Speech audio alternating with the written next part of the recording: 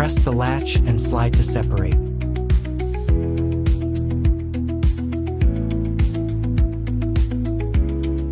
Paste 3M VHB. Align the direction.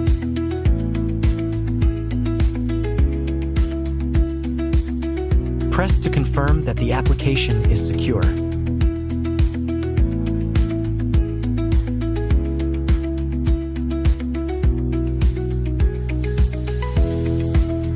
Install the device end bracket to the comma 4, making sure it is in place. After installation, the fit is tight and will not fall off even if it shakes. Demonstrate the installation of the set screws next.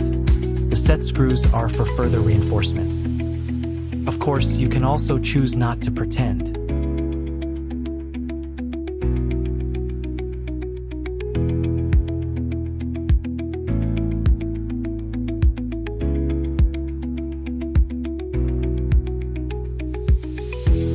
Install the flat USB cable.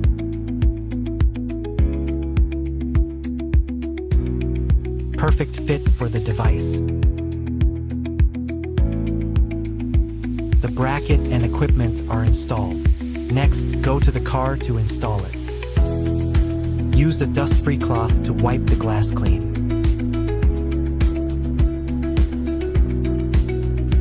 Tear off the 3M VHB and install the glass end base.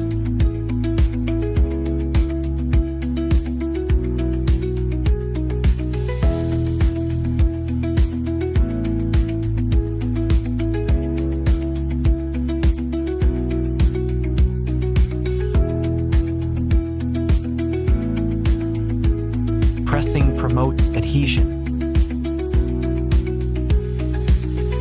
To connect the OBD-C cable, you can use the official comma 4 cable here or the cable from the quick release kit.